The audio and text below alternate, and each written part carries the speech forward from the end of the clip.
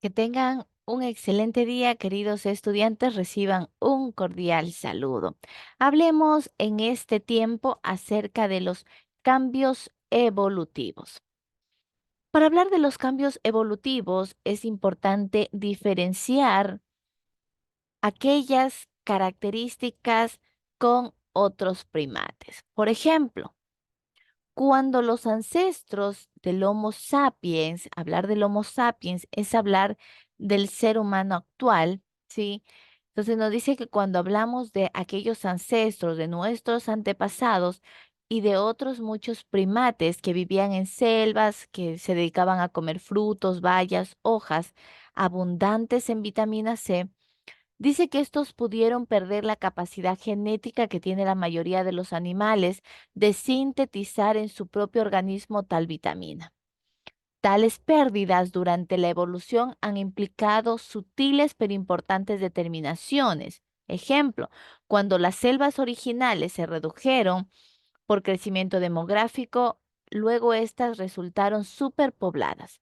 Los primeros homínidos y luego los humanos se vieron forzados a recorrer importantes distancias, es decir, migrar con la finalidad de encontrar nuevas fuentes de nutrientes. Entonces, empecemos por algunas de las características que va siendo diferente. Entonces vemos que el ser humano al inicio se va alimentando con frutos, con bayas, va obteniendo vitaminas, pero luego tiene que irse trasladando a otros lugares con la finalidad de mejorar esta situación.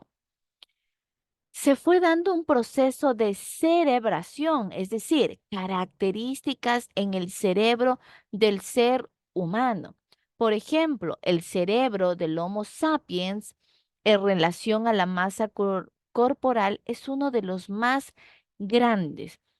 En el Homo sapiens, el volumen oscila entre 1.200 a 1.400 centímetros cúbicos, ¿sí? Cuando el promedio actual es de 1.350 centímetros cúbicos, ¿sí? Sin embargo, aún más importante para la evolución del encéfalo parecen haber sido las mutaciones en el posicionamiento del esfenoides. El aumento del cerebro y su especialización permitió la aparición de la llamada lateralización, o sea, una diferencia entre el hemisferio izquierdo con el hemisferio derecho del cerebro. En resumen, nos dice que el cerebro del hombre actual es mucho más grande que el cerebro de los ancestros, de nuestros antepasados, ¿sí? El Homo sapiens tiene un cerebro que promedia prácticamente los 1.350 centímetros cúbicos.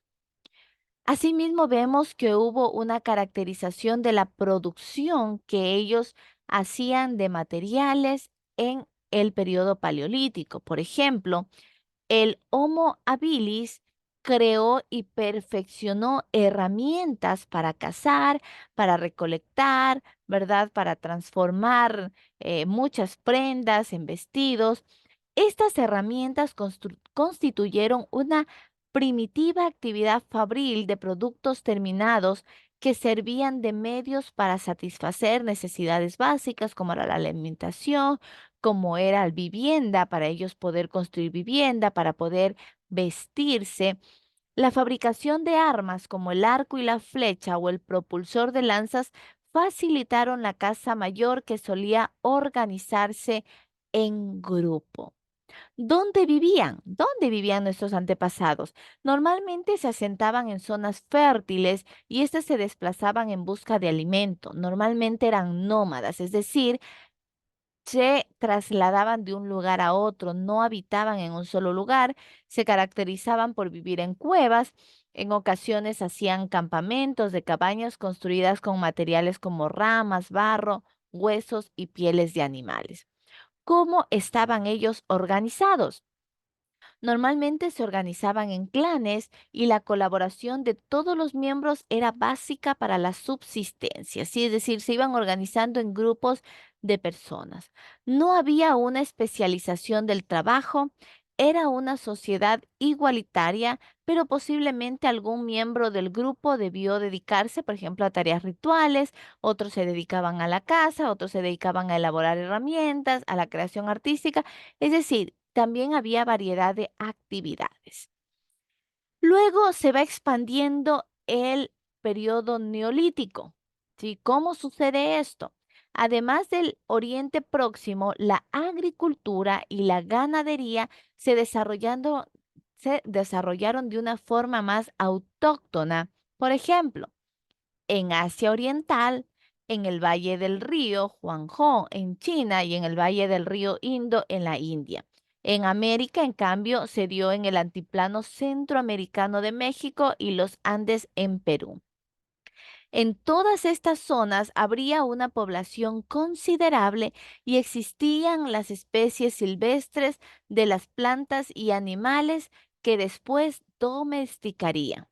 Se daba mucho el cultivo y la domesticación de animales que no fueron simultáneos, pero sí existía en todas las zonas. Espero les haya agradado este tema de estudio, deseándoles una excelente semana.